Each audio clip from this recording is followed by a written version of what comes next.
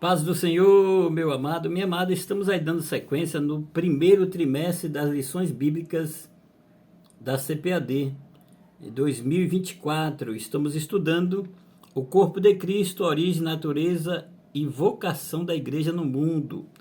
O comentarista é o pastor José Gonçalves e estamos chegando aí na lição de número 7. Lição de número 7, o ministério da igreja. O Ministério da Igreja, lição de número 7, que será ministrada dia 18 de fevereiro de 2024. Lição de número 7. O texto áureo dessa lição está na Rainha das Epístolas, na carta que Paulo escreve aos irmãos na cidade de Éfeso, Efésios 4:11, que diz assim: E ele mesmo deu uns para apóstolos, e outros para profetas, e outros para evangelistas, e outros para pastores e doutores. Efésios 4:11. A verdade prática diz assim: os dons ministeriais foram dados com o objetivo de edificar a igreja e promover a maturidade de seus membros.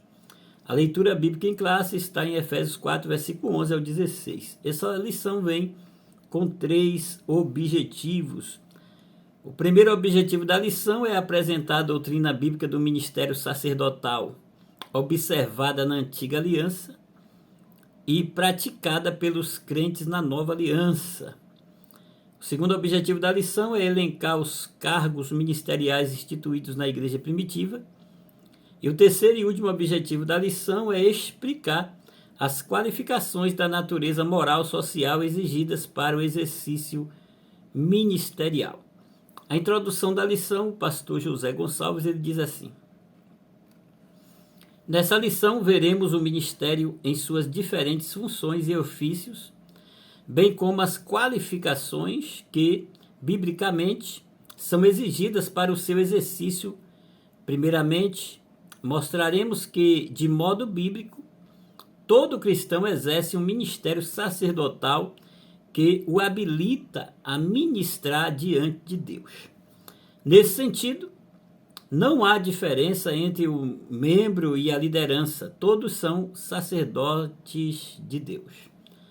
Por outro lado, as Escrituras mostram claramente que Deus escolheu determinadas pessoas para funções e ofícios específicos, e são ministérios que chamados por Deus, têm a função de servir a igreja e trabalhar no aperfeiçoamento dos santos.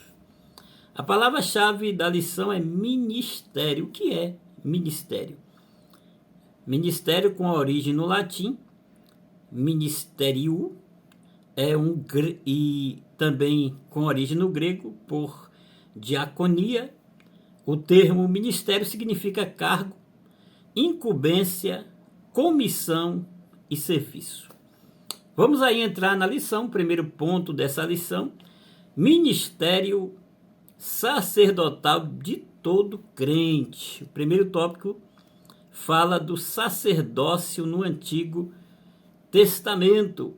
A prática do sacerdócio é bem antiga entre os hebreus. Ela saiu da esfera familiar para se tornar uma complexa prática cerimonialista. Dessa forma, a evolução do sacerdócio na antiga aliança é como segue aí abaixo. Vamos lá. Primeiro, no princípio, quando surgiu a necessidade de se oferecer sacrifícios, os cabeças das famílias eram os seus próprios sacerdócios. Nós encontramos base para isso em Gênesis 4:3 e Jó 1:5. Segundo, assim, na era dos patriarcas, encontramos o chefe da família exercendo também a função sacerdotal, Gênesis 12:8.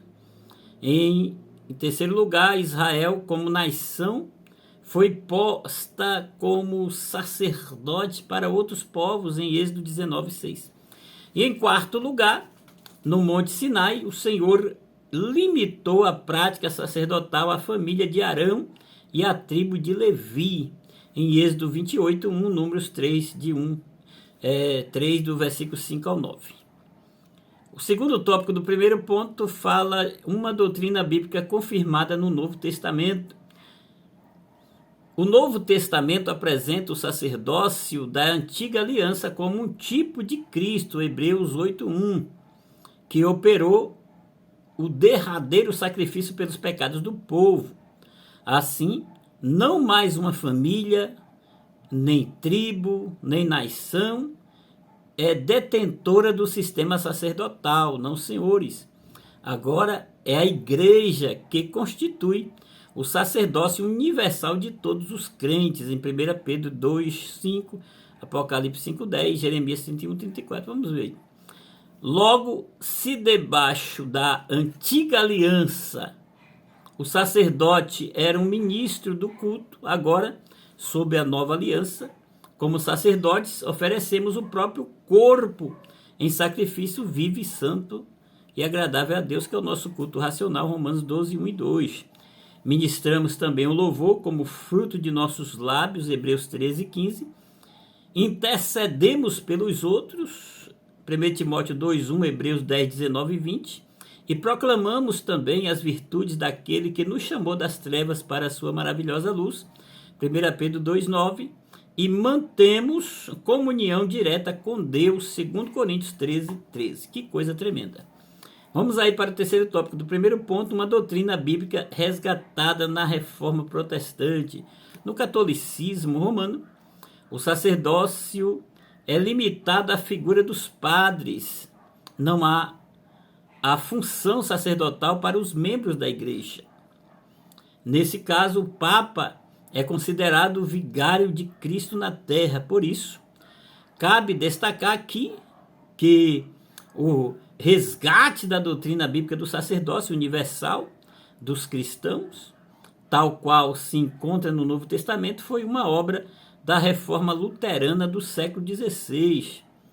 Para o reformador alemão Martinho Lutero, qualquer cristão verdadeiro participa dos benefícios de Cristo e da igreja.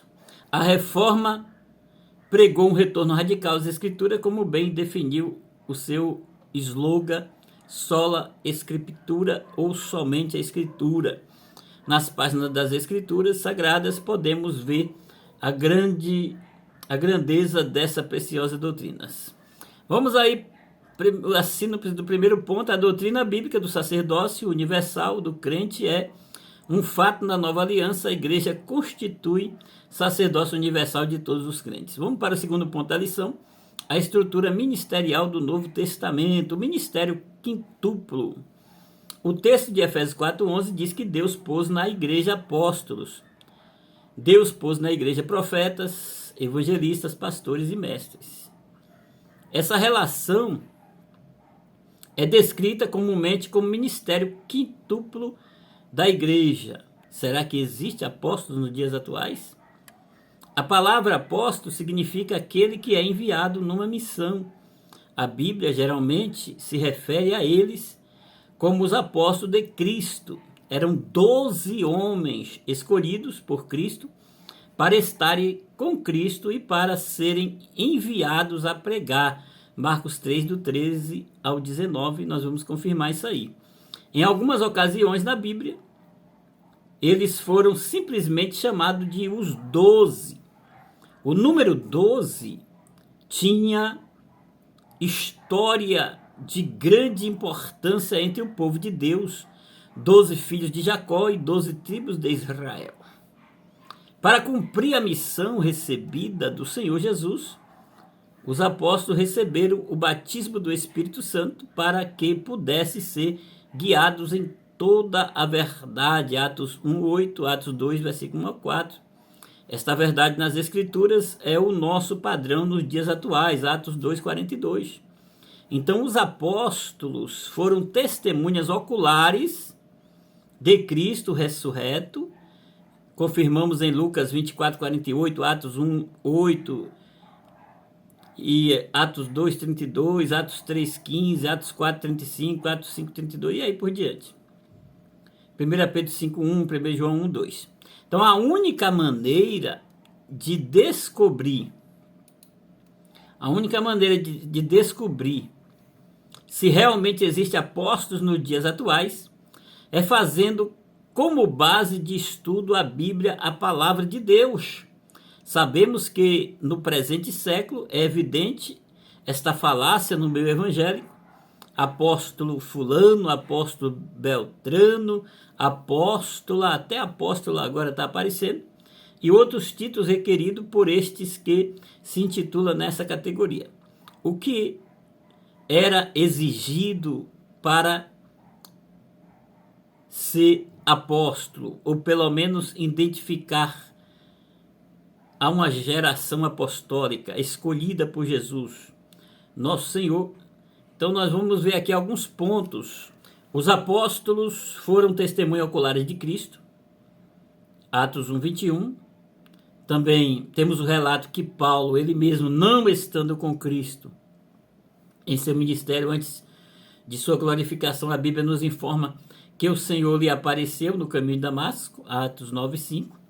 Os apóstolos de Cristo sofriam pelo evangelho que anunciavam, em contraste com este apostolado atual que se manifesta em plena regalia de bens terrenos e vive a vida em um paraíso episcopal nos dias atuais, se intitulando de apóstolo. Os apóstolos daquela época sofriam, morriam por causa do evangelho. Os apóstolos de Cristo, ou ministério e apostolado que o Senhor deu aos seus discípulos, não era renumerado, nem possuía grandes somas em dinheiro. Pelo contrário, estes apóstolos viviam de maneira simples e singela. Nenhum tostão no bolso. Disse Pedro, não tenho prata nem ouro, em Atos 3, 6. O que não podemos dizer acerca desta geração apostólica aí nos dias atuais. São pessoas milionárias. Vamos aí, o quarto ponto. A base doutrinárias e fundamentais para o fortalecimento do crescimento sadio da igreja do Senhor Jesus Cristo estava designada aos ensinos dos apóstolos. A igreja brasileira está cheia de pessoas com arrogância e exaltação e a vontade de ir além do que está escrito na Bíblia. Isto tem destruído o verdadeiro evangelho de Cristo. A cruz tem sido esquecida e neste novo caminho a igreja tem trilhado aí atrás de holofortes, atrás de fama, e esse não é o propósito do Senhor para a sua igreja. Que o Senhor possa nos abençoar e nos ajudar e que venhamos submeter-se a Cristo e não ao espírito deste mundo. Que os holofortes da fama, do sucesso estejam longe de nós. Que possamos voltar ao evangelho puro e simples de nosso Senhor Jesus Cristo. Convém, como João Batista disse, que o Senhor cresça e venhamos diminuir. João 3,30. Profeta é o segundo, apóstolo, profeta. Profeta no Antigo Testamento, o profeta era alguém inspirado e autorizado para falar em nome de Deus. Nesse aspecto, ele era o porta-voz de Deus.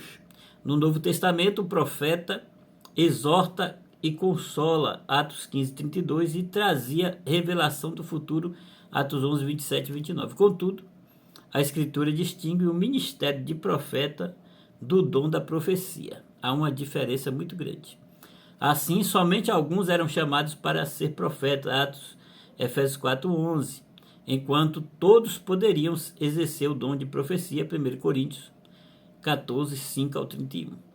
Então, nenhuma profecia pode vir de Deus se a mesma estiver contra as próprias escrituras sagradas, porque Deus não é Deus de confusão. Nenhuma profecia pode vir de Deus se a mesma estiver contra as próprias escrituras sagradas, porque Deus não é Deus de confusão, 1 Coríntios 14, 33. Essas profetadas que nós vemos por aí que começa dizendo, eis que eu te falo assim, e Deus vai te... Rapaz, tem muita profetada por aí, que o sangue de Jesus tem poder. Em nome de Jesus, caia por terra aí esses enganadores da fé, essas profetadas malignas, que têm levado muitas pessoas até mesmo saírem dos caminhos do Senhor por causa dessas profetadas satânicas que têm acontecido no seio de muita igreja. Muitas pessoas que se dizem homem, mulher de Deus, dando profetada aí para ficar famoso. Então, não podemos afirmar também que os profetas de hoje têm a mesma autoridade dos profetas do passado, não, senhores. Pois no passado não havia palavra de Deus registrada, a palavra do profeta era interpretada como a do próprio Deus. Hoje nós temos a Bíblia. E não existe ninguém que tem mais autoridade que a palavra de Deus, que a Bíblia. Ninguém tem autoridade para mudar o que está escrito na Bíblia, que Deus deixou revelado como a sua vontade. Se uma pessoa crê ou não em profetas ou profecias, é uma coisa, ele tem o direito. Mas ninguém tem autoridade de mudar o que Deus já determinou, o que Deus deixou na Bíblia. Então a palavra de Deus é superior a qualquer coisa. Glória a Deus. Se um profeta diz coisas que acrescenta ou tira algo da Bíblia Sagrada, que já está escrito, esse com certeza é um falso profeta. Vamos lá. Evangelista é alguém cujo ministério é centrado na salvação de almas. Atos 8:5, Atos 21:8. Pastores e mestres, o pastor possui a função de apacentar. João 21:16, enquanto o mestre de ensinar. Romanos 12:7. Então, o serviço de diáconos e presbíteros no Novo Testamento mostra como o diácono foi instituído em Atos 6, versículo 7. O sentido do verbo grego diakonel é servir e ocorre 37 vezes ao longo do Novo Testamento.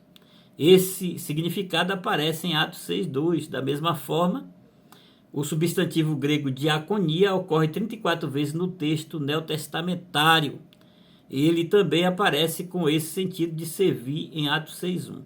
À luz do contexto, Atos 6, observamos que o diácono era um servidor dedicado mais à esfera social da igreja.